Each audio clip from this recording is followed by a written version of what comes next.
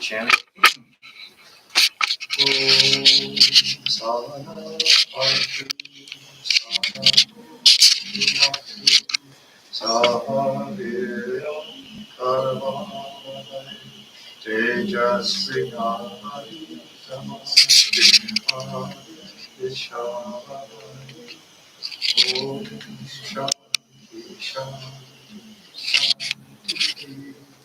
May Brahman protect us. May He guide us and give us strength and right understanding. May love and harmony be with us all. Peace. So again, a happy Janmashtami, Krishna's birthday. And of course, Sri Ramakrishna said that he who is Rama and he who is Krishna was born again as Sri Ramakrishna. And then Swami Brahmananda was thought to be was one of Krishna's playmate friends. And so we have a lot of associations with Krishna. So the San Diego Center was inaugurated on Krishna Puja, so we celebrate Krishna Puja in San Diego. So in honor of Krishna, we are going to be looking at the 15th chapter of the Bhagavad Gita, because the Bhagavad Gita is one of the main scriptures of Hinduism, and it was delivered by Sri Krishna to Arjuna on the battlefield. And of course, it consists of 18 chapters, and this is the 15th of the 18 chapters.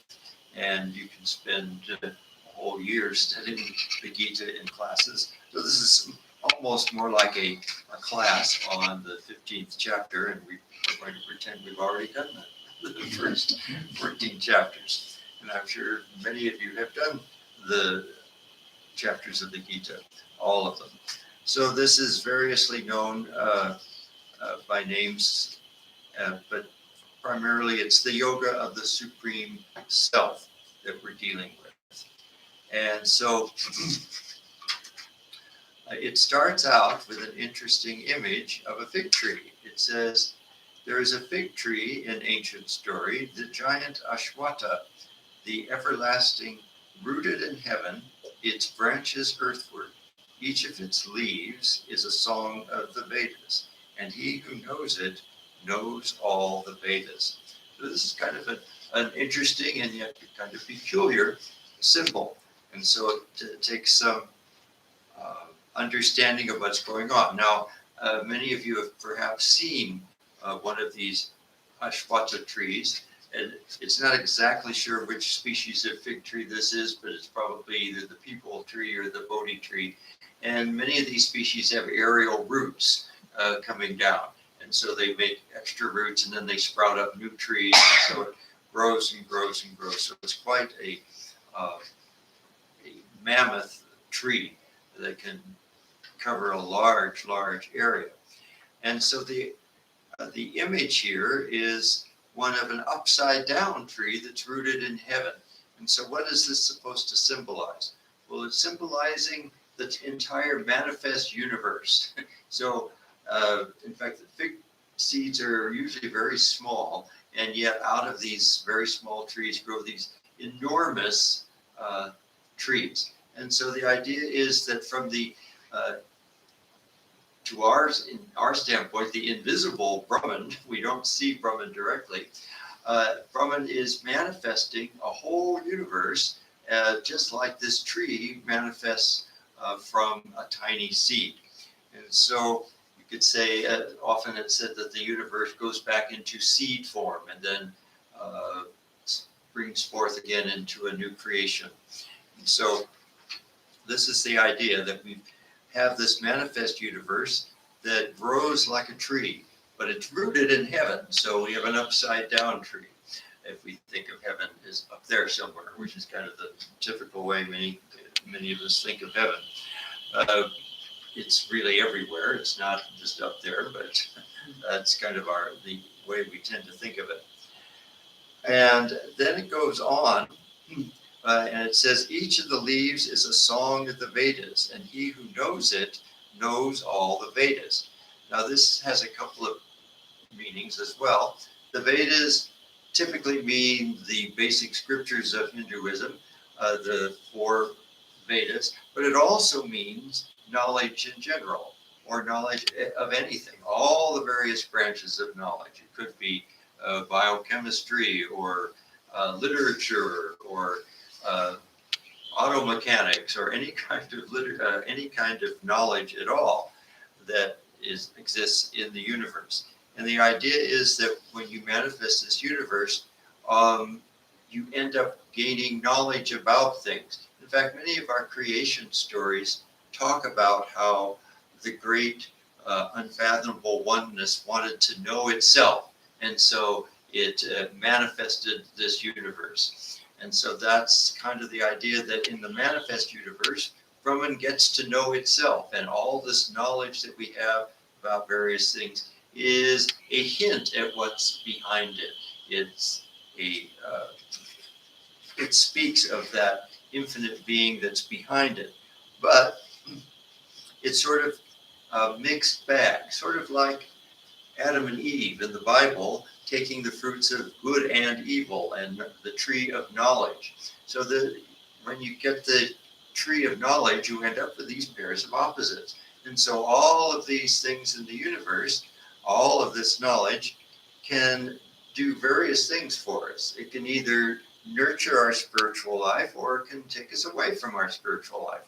And so it's a mixed bag, but it's all in there. It's all part of these leaves. So it says it's rooted in heaven, but its branches are earthward, and its leaves, each leaf is a song of the Vedas. So it's, in some sense, it's leading us away from the source because it's hiding the true nature of Brahman, and yet the true nature of Brahman is still showing through, and it's showing through in various kinds of knowledge, especially the spiritual knowledge of the Vedas.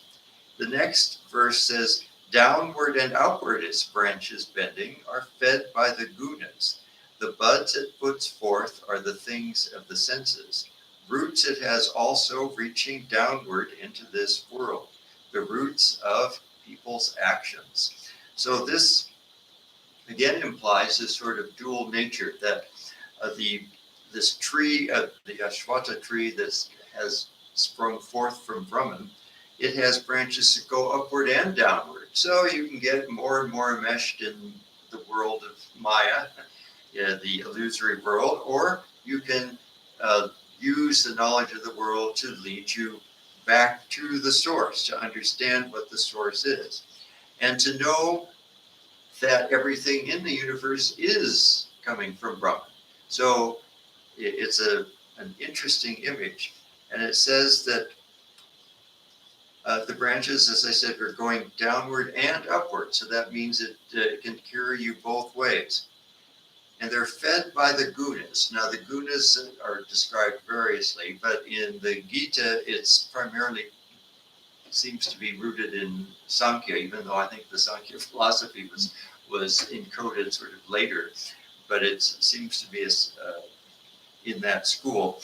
And so in that school, we have the three gunas are tamas, rajas, and sattva, meaning dullness, tamas, activity, rajas, and balance, or sattva. And so it's these three gunas. They're said to be kind of like the three braids of the three strands of a braid. It kind of ties the world together, and it keeps the world going. So these qualities or energies of the universe, these gunas, are the things which feed this tree. The tree of manifestation is fed by these aspects. Now, Shankar puts it as aspects of the mistake. That really gives you the same idea, is that when you misperceive something in Shankar's view, then you get this world. And so this world is fed by our misperceptions of things. And those misperceptions are fed by the qualities of the gunas. Tamas meaning the veiling power of tamas, the projecting power of rajas, and the revealing power of sattva. So here again, we have these three aspects, and sometimes this manifest universe is primarily veiling the reality that's behind it, but other times it's also hinting at what's behind it. And so if you really know all the Vedas, then you know what's behind it. So that's the idea here. Now, the buds it puts forth are the things of the senses. He's going to go into more detail about the senses, so we'll talk about that as it gets to it. But basically, our sense organs are going out into the world to experience the world. What its form is, its end and beginnings, its very nature can never be known here. Basically, the higher reality, the ultimate reality, can never really be known by the lower reality, and except to the extent that the higher reality allows it. That's the grace of God. The grace of God allows us to understand things as much as possible. And the great seers and saints that have had the highest realization can't put it into words. Sri Ramakrishna was always going into samadhi, and he said, "Oh, I want to tell you about it, but the mother holds my tongue and won't let me describe what it's like." And so it's beyond our knowledge. And so its end and beginning and its very nature really can never be known here, because it can't really be put into words. And indeed, the world is probably without beginning and without end. You know, the Christians say that all the time in their doxology. Anybody go to a Christian church ever? And they sing the doxology, and it ends with, as it was in the beginning, is now, and ever shall be. So that same idea is there, that this world is eternal. And in spite of the Big Bang model, which has a date on the universe, the idea of a recycling eternal universe is probably much more appealing. And I think the James Webb Telescope is bringing in some interesting results that show that what the scientists expected to be an early universe doesn't look like an early universe. It looks pretty much like the universe does now. It's got great big galaxies. It's got stars that have to be second generation stars because they have heavier elements in them, which means that they have to be products of older stars that died already. So the James Webb Telescope is indicating that the Big Bang model has lots of problems in it. And so, as many of you probably know, I favor this eternal recycling type of universe rather than this one that suddenly has a beginning. All right, so the next verse says, "Therefore, we should contemplate Brahman until we have a sharpened axe of non-attachment. And with this axe, we should cut through the firmly rooted Ashwata tree. Then we should try to realize that state from which there is no return to future births. Let us then take refuge in that primal being from whom all this seeming activity streams forth forever." So here again, we're describing this process where from Brahman floweth all that is, and we want to realize where this is coming from. We don't want to be deluded. We want to know the magic trick. We want to know, we don't want to just enjoy the magic trick. We want to know how the magician does the magic trick. And so we want to be united back with Brahman and know the magician, not just see the magic. And so the description here is to cut through the firmly rooted Ashwata tree. And so the idea is to cut yourself off from this manifest universe in some sense. When people have thrown off their ignorance, they are free from pride and delusion. They have conquered the evil of worldly attachment. They live in constant union with the Atman. And Atman, of course, is the term that's one with Brahman. Brahman is the term we think of as when we think of cosmic terms, and Atman is that part of us that is one with the Brahman. They live in constant union with Atman. All cravings have left them. They are no longer at the mercy of opposing sense reactions. Thus they reach that state which is beyond all change. So this is the interesting thing about our sense organs. You see, our sense organs, as the Vedas describe, are created to pick up the 5 energies that the universe is made out of. Brahman is the infinite source of energy, and that energy then manifests in various ways. One way it manifests is gravity. Gravity is an energy that pulls everything all back together again. And that's represented by the element akasha, or space, because it happens in space. Things have to be spaced out in order to fall back together again. And that's associated with the ear, because that's where our sense of balance is.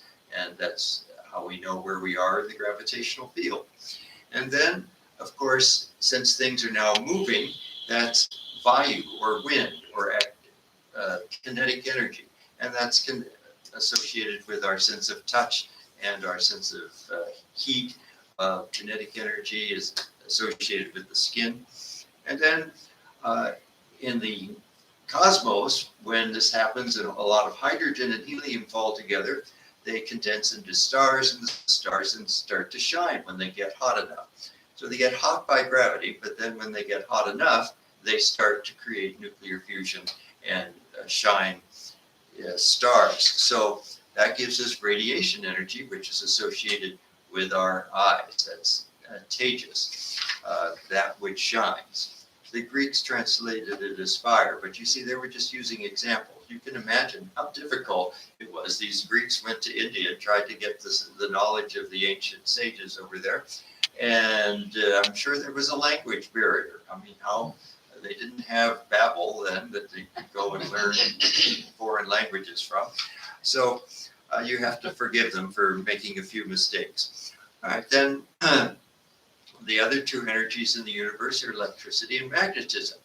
And so we have sense organs to detect those. Our tongue sense protons, or acids, and our nose detects molecular structures that are determined by magnetic dipoles. And so we have these 5 sense organs that sense the 5 energies that have all sprung from the infinite energy of Brahman. So these 5 sense organs then are equipped to go out into this manifest universe, this Ashwata tree, and it all looks very appealing. It's all very interesting. But when you create something out of oneness, you end up with pairs of opposites. So that's what it's saying here. We have this opposing sense reaction. So some of the things we see are very pleasant, and some of the things we see are very unpleasant. There's that story of the 2 birds in the tree, and the poor little bird that's not at the top keeps pecking at all these fruits, and some of them are real sweet and nice, and the next one's all kind of bitter, or it's got a bug in it or something. And so you've got this alternating experiences in this sense world. And so we become attached to this world because of this these intriguing sense perceptions, but it's always a mixed bag of these. Some things are pleasant, some things are unpleasant. And so it says here that when people have thrown off their ignorance, then they are free from pride and delusion, and they have conquered the evils of worldly attachment, and they live in constant union with the self, or the Atman. All cravings have left them. They are no longer at the mercy of the opposing sense reactions, and thus they reach that state which is beyond all change. Remember, we described Brahman as one of the aspects of Brahman is that it's changeless. And so when you reach the state of Brahman, you reach that which is beyond change. The things in the world are always changing. And one of the things which worries a lot of us the most is that we change, and we keep getting older, and we keep getting more pains. This body part starts to fall apart, and that body part starts to fall apart. My mother says, I don't mind dying. It's going one piece at a time. It's such a pain. And that's just the truth. So all the things in the world tends to change, including the thing that we're embodied in, this body, and our minds. Our minds constantly change. We change our opinions. Sometimes we change our likes and dislikes. So all of this stuff changes, and so we end up sometimes being happy and sometimes being sad. And so to go beyond this is the goal. The next shloka, this is number 6, says, "This is my infinite being.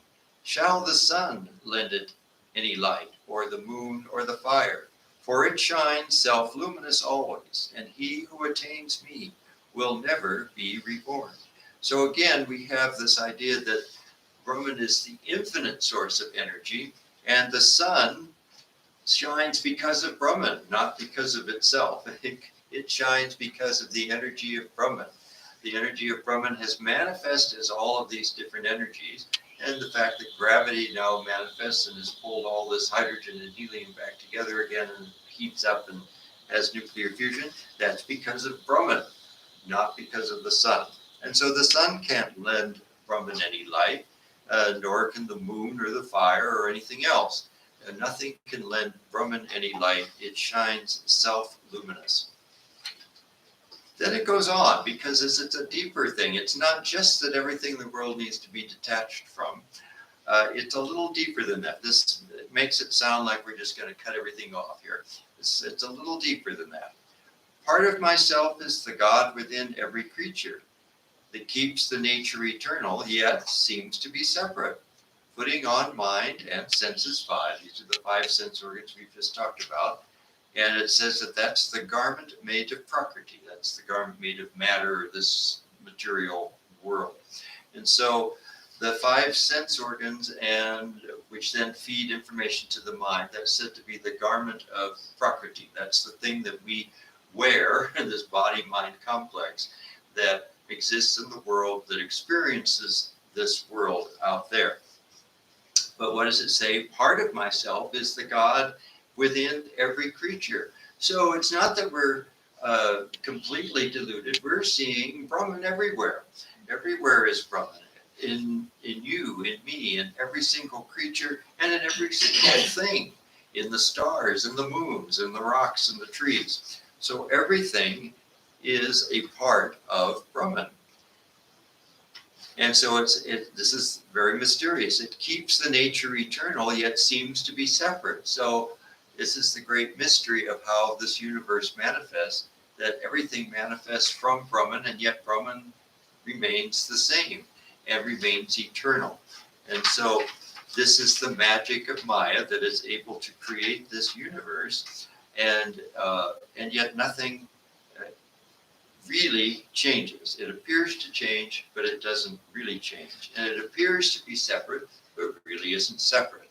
Sri Ramakrishna and other scholars have given the example of a pot that holds something in. So you put a pot into a big pond of water, and you've got this little separate bit of water in the pot, and you've got the water outside the pot. But it's all the same water. You just pretended for a moment that there's something different about the water here in this pot. Same thing with the space. We put these walls up, and so now we have a living room over here, and we have a kitchen over there, but it's all one space.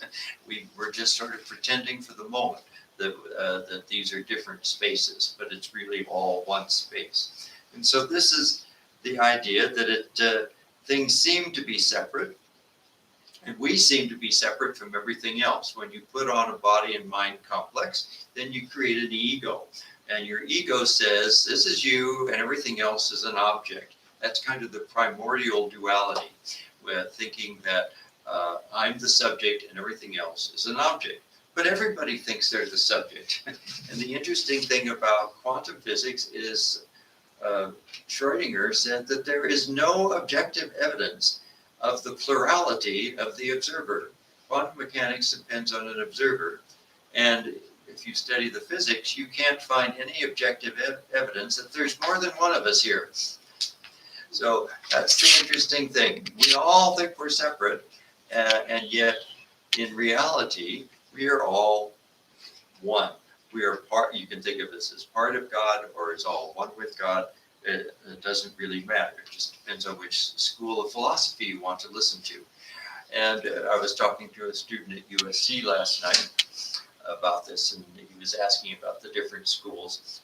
And he said that he had read that really the three schools are just different aspects of looking at the same thing. And I said, that's exactly right. And Vivekananda used to point out that each school, if they're going to, if you're a philosopher, then you have to fight for your position. Okay. If you're not a philosopher, then you can be satisfied that all of these are very nice descriptions of the universe, and they're all pretty much right, but they're not exactly right. And so that's why they don't seem to be quite the same, but it doesn't really matter because they're all just good approximations. And you can use any of these approximations to try to get a grasp on the universe. And Vivekananda said each one will torture the text, so it makes it so it looks like only their viewpoint is supported by the Vedas. But in reality, the Vedas can support any of these philosophies, and they're all perfectly valid philosophies. And so it doesn't matter if you think that the wave is separate from the ocean, or if the wave is a part of the ocean, or the wave is identical with the ocean. It doesn't really matter. And it goes on to say, when the Lord puts on a body or casts it from him, he enters or departs, taking the mind and senses away with him as the wind steals perfume out of the flowers. So this is the mysterious nature of life itself. How does life come about? We all know that when somebody dies, there's still a body there that looks just like the body did before, but it doesn't function anymore. Something has left it. And so the Lord can take on this body, and it can also cast it off. It's the Lord doing this. It's the Lord that comes within you. And so we usually say that the body has given up the ghost. It's not that you are the body; it's that you have left the body, and it's a different way of looking at it. So, watching over the ear and the eye, and presiding there behind touch and taste and smell, he is also within the mind. He enjoys and suffers the things of the senses. So here we have again the outlining of these 5 sense organs that we have that all feed into the mind and produce this picture of the universe that we have, and produces things that are enjoyable and things that are not enjoyable. And so we enjoy things and we suffer, and this is the way of the world. And a lot of us won't admit it, but a lot of times we enjoy suffering. Some people indulge in it too much. They get to the point where they only enjoy suffering, and they're called masochists. They want to suffer. But we go to movies and we love to cry. Oh, wasn't that a lovely movie? Oh, and we're crying away. Or we go to horror films because we like to be scared to death. And Halloween's coming up. We're all going to go to these places that are going to scare you out of your wits. So I actually don't enjoy that, but a lot of people do. They obviously do because they make a lot of money. It's interesting how we complain about suffering and then we go and indulge in it. Dwelling in flesh or departing or one with the gunas, knowing their moods and motions, the Lord is invisible, always to the ignorant, but the sages see him with the eye of wisdom. So you see, this is the difference after one becomes one with Brahman and has realized that state of that they are one with Brahman. It's not that they're not in the world anymore, it's simply they see the world very differently. They see it with the eye of wisdom. So they know that the Lord is always present, that the Lord is not invisible, that the Lord is present in the world itself. Yogis have gained tranquility through the practice of spiritual disciplines. That's the sattva, that's the balance, that's the calmness. Behold him, the Lord, in their own consciousness. But those who lack tranquility and discernment will not find him, even though they may try hard to do so. So, again, many times when we're describing the meditation process, we describe it as the lake of the mind that's full of all sorts of waves. And if there's a lot of wind and rain and water currents, you get a lot of choppy waters. And the choppier the waters, the more little whitecaps you get on it, and the more breakers you get. And the water gets very difficult to see anything underneath. But if the waters are very calm, then you can see through the water. And so this is the idea behind meditation, is to calm the mind, calm the waves of the mind, so that you become tranquil, and so that you can see what is behind the mind. Because otherwise the mind's going to go out through the senses and gather all sorts of interesting things and keep you very busy. It's like the magician. Remember, what does a magician do? He distracts you. He doesn't want you to see what he's really doing. He wants to distract you so that you won't see what he's really doing. And so you have to train your mind not to get tricked by the magician there. So now it says they won't find him even though they try hard to do so. Well, let's modify that a little. If you're really trying, eventually you will get closer to being tranquil and having more discernment. So you may not get it right away, but as you try, eventually the discernment and the tranquility will come. The light that lives in the sun, lighting all the world, the light of the moon, the light that is in fire, know that light to be mine. So this kind of repeats the idea of the earlier shloka, that Brahman is the source of all light. So the light that is in the sun and that's lighting all the world, that's the light of Brahman coming through. And this is why so many cultures start out worshiping the sun, because the sun is the giver of all light. We don't see that Brahman is really the source giving us all the light, but we notice that the sun gives us energy and light. And we notice that if it didn't come up in the morning, the world would get cold and freeze to death. And we would notice that the plants don't grow well if they're not getting enough sun. And if the plants don't grow, then the animals don't have anything to eat. So a whole cycle of energy in the universe depends on the sun shining. So this is a visible representation of how the energy cycles through the universe. But behind this, even the sun, is Brahman, which is really the source of all that light. And so know that light to be mine. Don't just think it's the sun. It's really Brahman behind it. And then it goes on, my energy enters the earth, sustaining all that lives. I become the moon, giver of water and sap. Of course, you see the moon is often associated with the tides and bringing up plant life. Cycles of plant life are often dependent on lunar cycles and so forth. And so this is the image given here, given of water and saps to feed the plants and the trees. The flame of life in all, I consume the many foods, turning them into strength that upholds the body. So again, we can go through an analysis to see how we are running on the energy of Brahman. The energy of Brahman creates the stars. The stars shine. The light of the stars shine on the plants. The plants create sugars. The animals and we eat the plants. And we end up with the energy and transform the energy of the plants into the energy that we have in our body. So this is all the work of Brahman. Brahman is the flame in all life. And it says, I consume the many foods, turning them into strength. So it's Brahman eating Brahman, just like we say in our chant before meals, that Brahman is everything. It's the offering, and it's the fire of Brahman is within. It's going to consume the food and give us energy and so forth. So everything is being upheld by Brahman.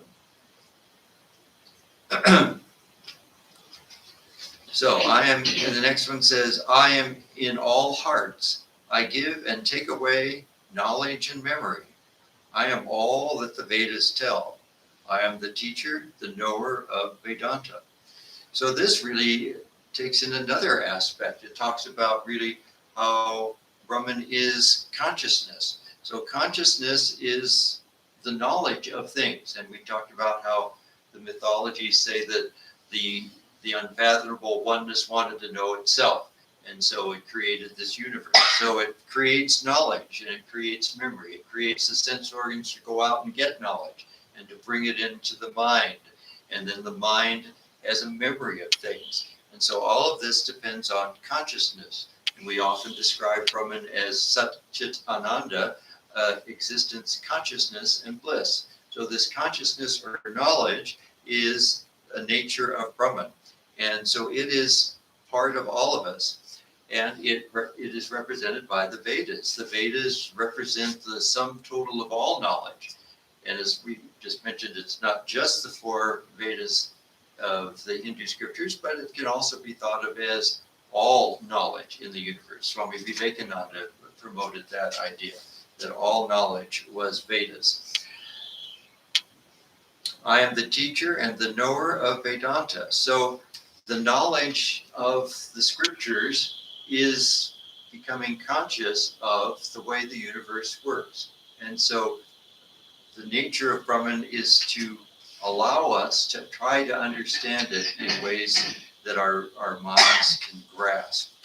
And so the knowledge of the scriptures, the various philosophies, all of these things are the way that the divine connects to us and allows us to connect back to the divine. Then it goes on and says there are 2 kinds of personality in this world, the mortal and the immortal. The personality of all creatures is mortal. The personality of God is said to be immortal. It is the same forever. Now in that earlier shloka, it talked about how the Lord enters and then leaves, just like the wind may pick up a fragrance from a flower. And so this is the idea that this is a permanent arrangement. The fact that Brahman is embodied in this particular body or that particular body or in this particular planet or in this particular solar system or in this particular planet, all of those are temporary manifestations. Those are mortal. These are the mortal things in the universe. And the immortal is that which is behind it. Now, if you give this immortal a personality, then it's Ishwar, it's the personal God, or it's a representation of a personal God like Sri Krishna. So Sri Krishna is an avatar and a representation of that immortal personal God. And so that lasts forever. That's nothing, that's not going to pass away. Our little individuation passes away. This fact that we've become an individual and we have this ego that thinks that we're this body and mind complex, that's something that's going to eventually perish. It's not something that's permanent.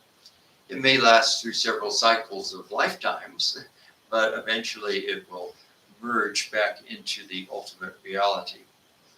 And again, you can think of it various ways. You can think of it merging into Krishna. You can think of it as merging into Brahman. You can think of it in various ways. But there is one other than these, the impersonal being, who is called the Supreme Atman.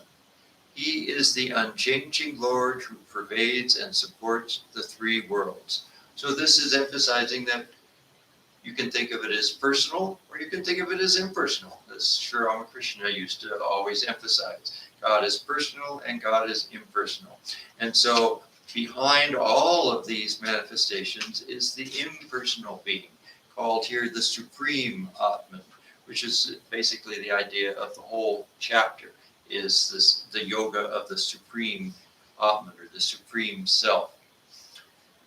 He is the unchanging Lord who pervades and supports the 3 worlds. So here again, you see we have this idea, people think that the Shakta tradition is somehow different from the Vaishnava tradition. But here you have Sri Krishna saying, the Lord pervades and supports the 3 worlds. It's not something strange to the Vaishnava tradition to think of the Godhead as pervading the entire universe.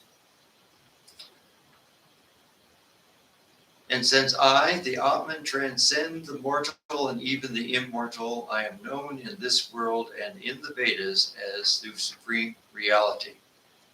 He who is free from delusion and knows me as the supreme reality knows all that can be known. Now we can go to universities and gather all sorts of degrees. And we can study all the branches of philosophy and become great pundits. But if you want to know all that can be known, you have to know Brahman. You have to know the supreme reality. He who is free from delusion and knows me as the supreme reality knows all that can be known. Therefore, he adores me with his whole heart. This is the most sacred of all the truths I have taught you. He who has realized it becomes truly wise. The purpose of his life is fulfilled.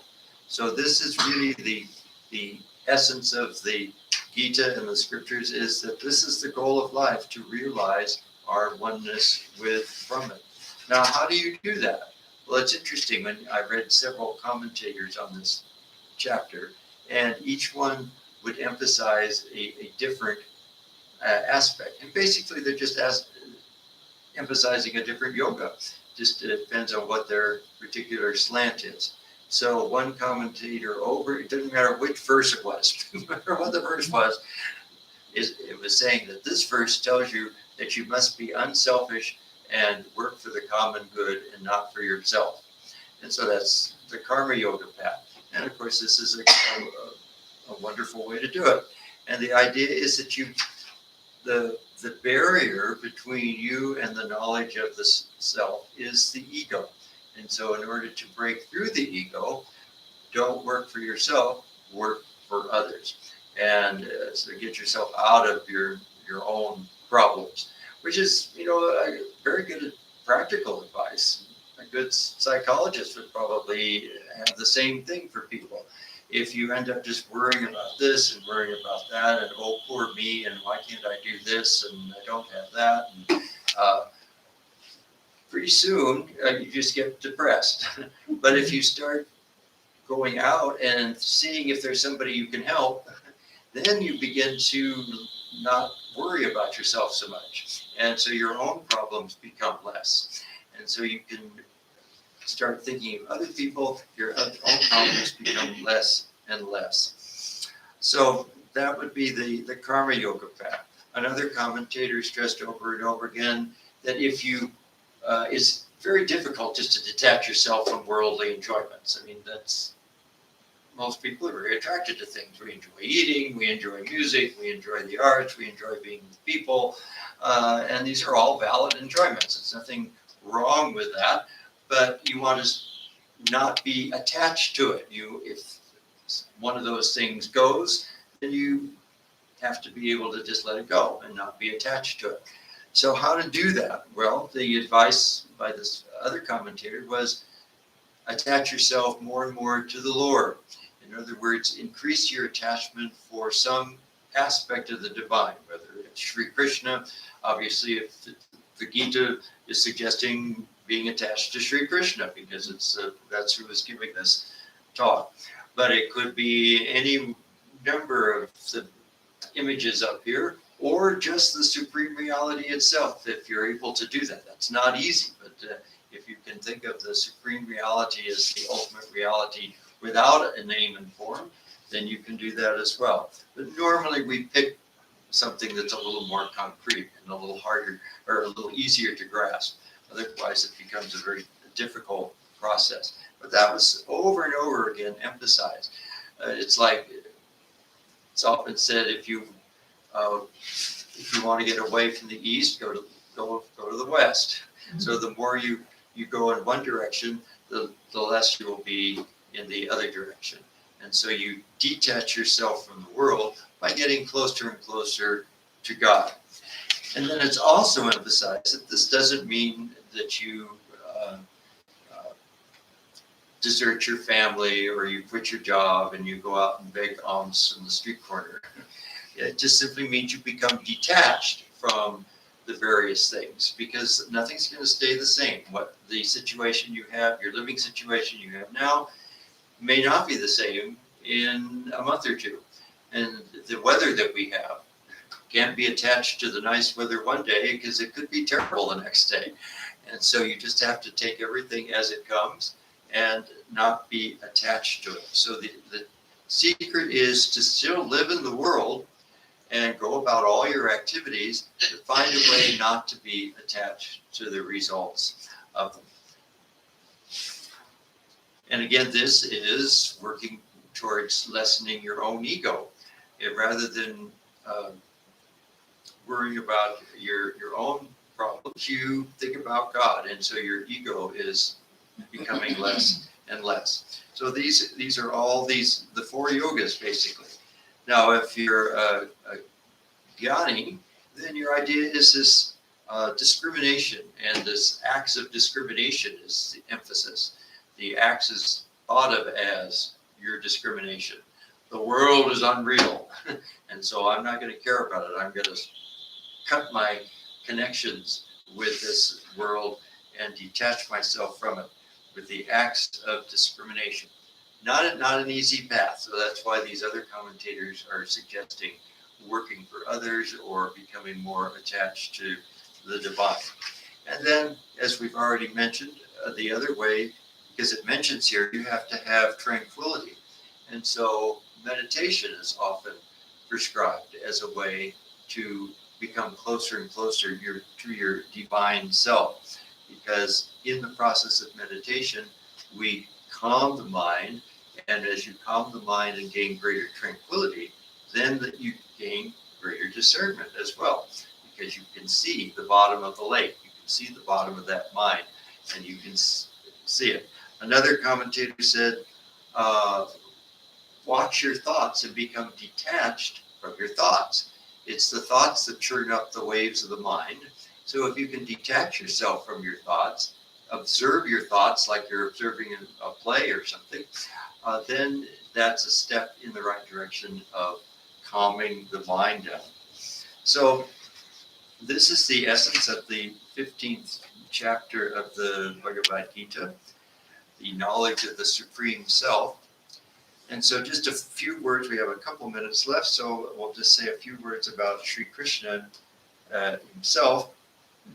And of course, he's your all-purpose incarnation, because in Hinduism we have lots of choices. Not only can you choose what personality you're attracted to, but you can also choose the relationship that you would like to have with that particular representation of the divine. So you can think of yourself as the parent. So you can think of yourself as the parent of the baby Krishna. And of course, in the Gospel of Sri Ramakrishna, one of his devotees practiced that and actually saw the living Gopala, the baby Krishna, because she practiced that so intensely that became a reality for her. You can think as like Swami Brahmananda was the companion of Sri Krishna, his playmate. You can think of yourself as the playmate of God. God is your best friend. If you want to think about the Bhagavad Gita and how Arjuna was led by Sri Krishna on the battlefield, you can think of Sri Krishna as being your charioteer, the one that's going to guide you through life and all its various difficulties. It's going to tell you how to go through the battle of life. And so you can take that attitude as well. You can think of him as your king and your lord. You can think of him as the gopis would, as your divine lover. So Vivekananda didn't prescribe that particular aspect. He thought that was somewhat weakening if it's taken to the extreme, but it's still a valid path. So all of these different aspects of Sri Krishna, we have so many stories about Sri Krishna, from before birth to birth, through his childhood and through his work on the battlefield, and then his later life as a king and so forth, and then retirement. So all of these different aspects of Sri Krishna are outlined in various scriptures, and so you can become familiar with Krishna and become a worshiper of Krishna in all those different ways. Let's see, the peacock feather. The peacock feather has kind of an eye in the middle of it. And so that is thought of as symbolizing the eye of wisdom. And the kind of bluish and purplish and greenish colors are associated with Krishna. That's why we have this kind of aquamarine curtain on the shrine for these couple of months here to celebrate Sri Krishna. And kingly colors are often thought of as royal purple. So we often associate Krishna with purple colors and bluish colors and peacock colors. And so that's why we have those colors. That's why I used a bluish flower today for the offering flower. Then sometimes we see Sri Krishna posed with a flute. And the flute has these various holes in it.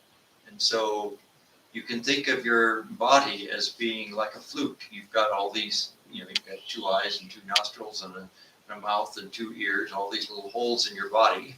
You can think that this body is a flute that you want the Lord to play through. And so the Lord can play through your body just as Sri Krishna played through his flute. And so there are all these different ways of worshiping Sri Krishna and singing his glories. All right, so let's go ahead and offer a flower, and then we'll enjoy our prasad. I'll close with a chant, and then we'll do the prasad flower. Om Purnamada Purnamida Purnam Purnamudachyate Purnasya Purnamadaya Purnamevashishyate. Om Shanti Shanti Shanti. Filled with Brahman are the things we see. Filled with Brahman are the things we see not. From out of Brahman floweth all that is. From Brahman all, yet is it still the same. Om peace, peace, peace. Can I make an announcement about the coming schedule? So thank you everybody for coming after the Labor Day holiday. Just wanted to let you know that next Saturday we will have just an RT here. I'll be traveling and I'll be back Monday. But then on September 15th, so that's the following weekend, we have Swami Atmavidyanandaji coming for 3 days. So Friday we'll have kind of like the schedule we had for Swami Atmavidyananda. So Friday we have the satsanga, so you guys can ask questions and just kind of have more intimate time with him. 16th he'll do a talk here at the center, and then the 17th during the kind of early part of the day he'll be giving a talk at the temple, and then they have their canteen open, so you guys can support the temple by getting prasad. I think it's $10 for, isn't it what they charge? $10 for a beautiful meal. So that's what we've got coming up. Thank you guys very much. Thank you. Well, and I'll just mention that I'm sorry I can't come on the weekends, but weekends are difficult for me. I have a class on Friday night, so I wouldn't be able to get here until midday Saturday. And then Sunday, I'm in charge of the music at the temple. So unless I can arrange for a substitute, which is getting harder and harder these days, it's difficult for me to squeeze something in on a weekend. So that's my particular problem. Also, in the beginning, we had 2 or 3 people that had jobs working in the casino industry, in the hotel industry, and their busy time was the weekend, and they didn't want to come on the weekend. So we tended to schedule it that way. Also, traffic's a little easier for me too. So those are the main reasons. I don't think we have too many people that work in casino jobs anymore, but we have the one performer who is only free on Tuesdays and Wednesdays, but he can come today. Yeah. When does your Friday night class resume? This 2 days from now. Yeah. Oh, right. Yeah, we were off